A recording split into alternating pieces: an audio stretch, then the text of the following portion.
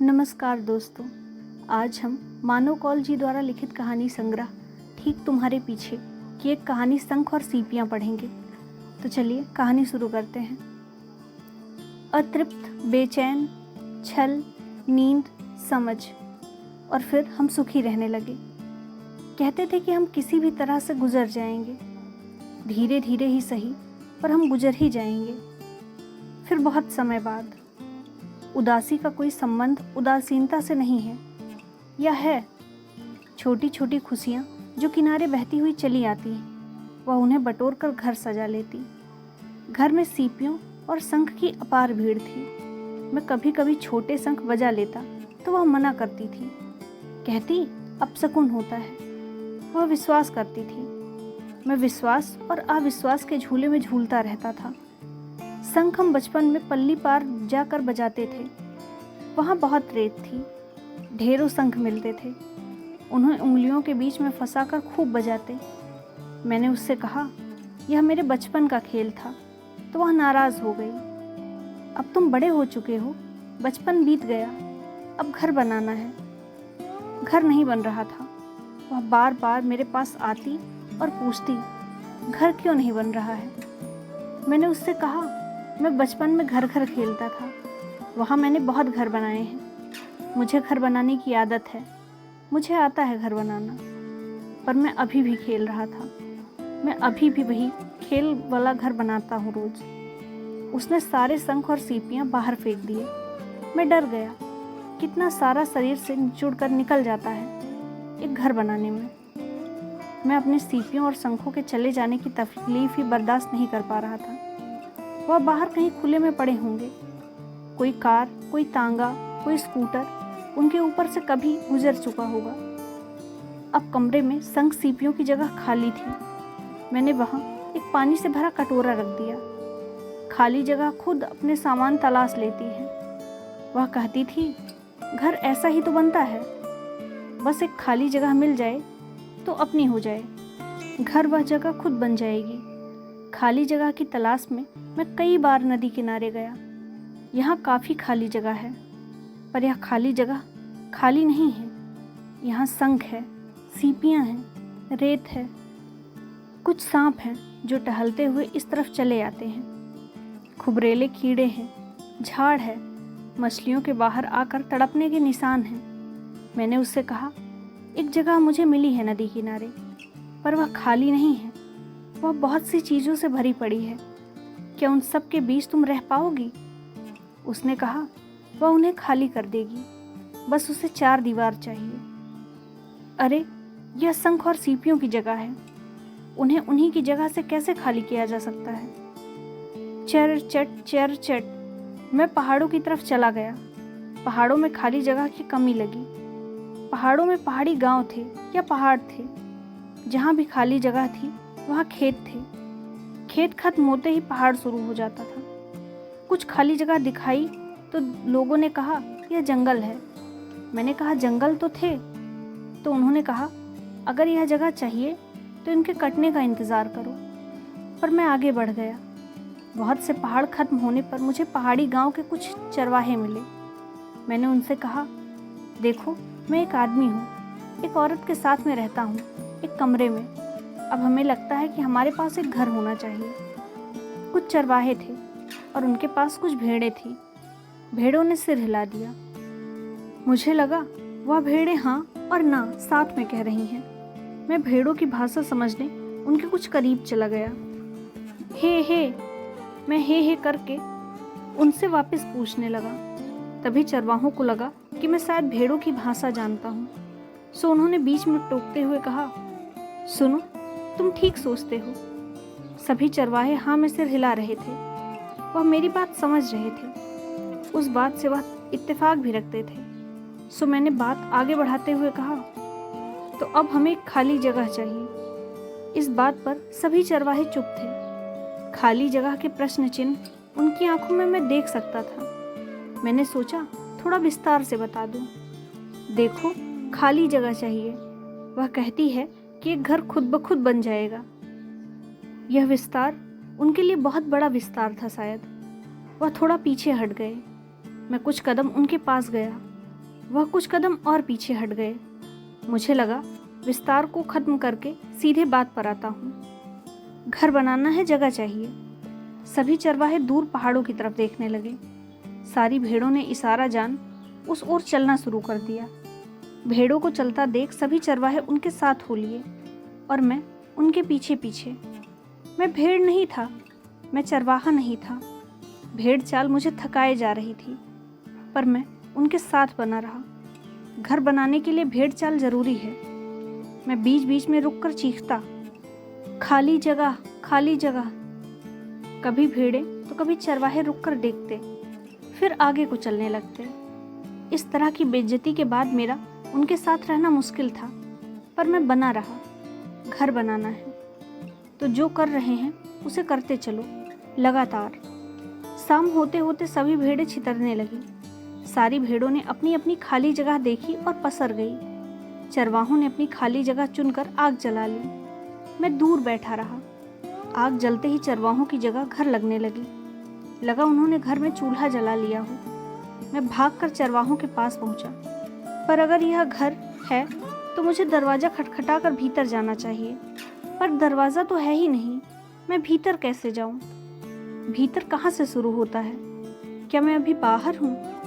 मैं कुछ देर भीतर बाहर की टेक में लगा रहा, फिर एक आसान सा रास्ता अपना लिया। जहाँ तक उनके आँख की रोशनी का दायरा है वहाँ तक उनका घर है। मैंने एक लकड़ी उठा ली और आग के दायरे के बाहर खड़ा होकर उस लकड़ी को ज़मीन पर खटखटाया। चरवाहे मेरी तरफ देखने लगे। क्या मैं भीतर आ सकता हूँ? मैं उनके जवाब की प्रतीक्षा के बजाय सीधे आग के उजाले में घुस गया। घर के लिए चूल्हा जरूरी है ना? दीवारें तो मानी भी जा सकती है। आग की लपट ने चरवाहों के चेहरे पर अजीब से रंग की पुताई कर रखी थी। उनके जवाब में रहस्यों की लपट थी। छत का क्या करोगे? एक बूढ़े चरवाहे की आवाज़ बीच में से आई। वह कहाँ है? मुझे दिख नहीं रहा था। छत मानी नहीं जा सकती है ना? बूढ़े ने फिर कहा। मैंने उसे अब की बार देख लिया था। बिना दीवारों के छत टिकेगी नहीं, मैंने कहा। दरवाज़ों के बिना दीवारों का कोई मतलब नहीं है। इस बार यह बात एक जवान चरवाहे ने कही। दरवाजे के बिना अगर भीतर हो तो भीतर ही रह जाओगे, और अगर बाहर हो तो बाहर ही रह जाओगे, एक बच्चे चरवाहे ने चुहल करते हुए कहा। मैंने हथियार डाल दिए। मैंने हार कर कहा, तो क्या सिर्फ आग जलाना काफ़ी नहीं होगा? बूढ़ा चरवाहा खड़ा हो गया। वह मेरे पास आया और उसने कहा, एक ताला खरीद लो, घर खुद ब खुद बन जाएगा। अगले दिन मैं वहाँ से वापस चला आया। मैं ताला लिए उसके सामने खड़ा था। यह क्या है? ताला। क्या करें इसका? यह घर बनाने की शुरुआत है। मतलब?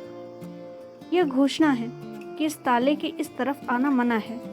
यहाँ हम रहते हैं। लेकिन ताला लगाओगे कहाँ? दरवाजे पर। दरवाज़ा कहाँ है? और मैं दरवाजे की खोज में निकल गया। विचलित तन, विचलित मन, विचलित कुछ सब कुछ। कम ऊर्जा, कम बुद्धि, कम हम श्रम। रक्त बाह, रक्त थाह, रक्त में जमी हम।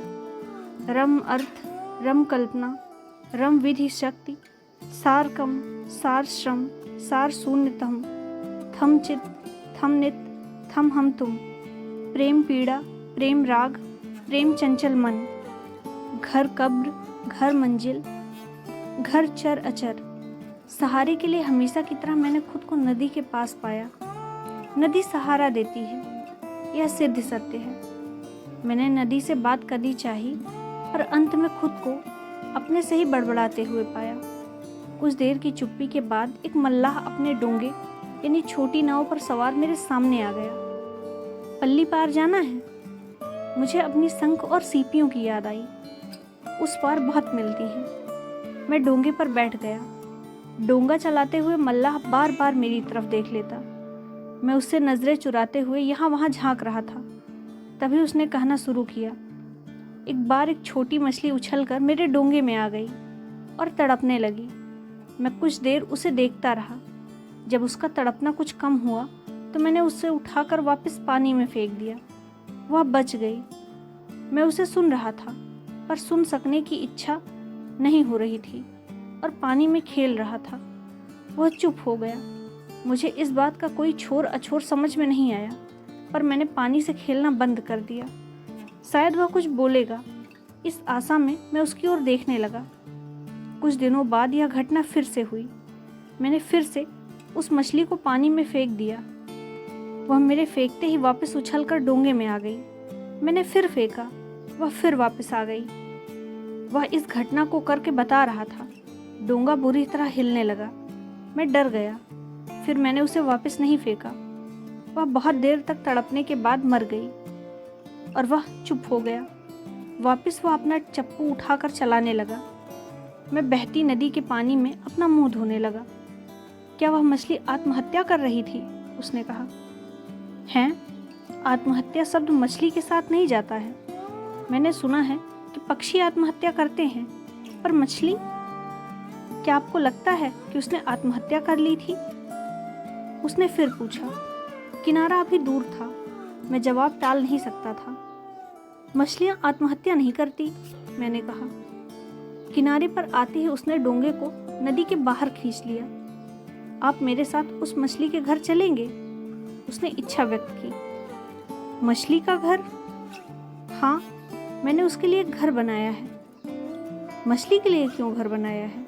वह तो मर चुकी है ना। हमारे यहाँ कहते हैं कि मरने पर जब आदमी अंतिम गहरी नींद सो रहा हो तो उसे एक घर देना चाहिए, दरगाह जैसा कुछ, जिसमें वह बिना किसी तकलीफ के चैन से सो सके। तो क्या वह मछली इसलिए तुम्हारे डोंगे में आकर मरी थी कि तुम उसे घर दे सको? शायद। तुमने उसके घर में ताला लगाया है क्या? मैं अपना सवाल दोहराना चाह रहा था, पर तब मछली का घर आ गया। एक छोटी सी दरगाह उसने मछली के लिए बना रखी थी। पीपल के पेड़ के ऊपर था। एक कटोरा पानी उसके बगल में रखा था। मल्लाह ने पानी फेंक कर ताज़ा पानी भर दिया, उस कटोरे में रखा। क्या यह आपने घर से बाहर निकलती होगी? हाँ, तभी तो पानी रखा है। पर तुमने घर में दरवाज़ा ही नहीं बनाया। उसकी ज़रूरत नहीं है। मल्लाह मेरे सवालों से थोड़ा चिढ़ने लगा था, सो मैंने पूछना बंद कर दिया। कुछ देर बाद मैं नदी किनारे शंख और सीपियाँ खोजने लगा। इच्छा थी कि मल्लाह के दरवाजे के बारे में पूछूं, पर हिम्मत नहीं हुई। मैं बहुत से शंख और सीपियों को लिए वापस उसके पास आ गया। वह मेरा इंतज़ार नहीं कर रही थी। मैंने सचमुच शंख और सीपियाँ उसी जगह पर रख दी जिस जगह पर शंख और सीपियाँ पहले से रखी थी। कटोरा भर पानी जो उसकी जगह मैंने रख दिया था, उसे मैंने दूसरे कोने में रख दिया। सोचा जब दोबारा मछली के घर में आऊँगा तो वहाँ रखाऊँगा। जीते जी खाली जगह का मिलना, दीवारें मिलना, दरवाजे में ताला लगाना जैसा काम असंभव लगा। असंभव नहीं, संभव है, पर मेरे भीतर मछली जितना साहस नहीं कि मैं उछलकर अपने पानी से बाहर आऊं और घर के लिए किसी के डोंगे में तड़पता फिरूं। न ही मुझ में चरवाहों जितनी शक्ति है कि वहां आग लगाऊं और घर हो जाए। मैंने घर के आगे समर्पण कर दिया और कमरे में अपना ताला लगाने लगा। वह नाराज़ रही, फिर कहने लगी कि मैं खुद अपना घर बनाऊंगी। मुझे एक खाली जगह मिली है। कुछ सालों बाद वह अपनी खाली जगह पर चली गई अपना घर बनाने। धन्यवाद।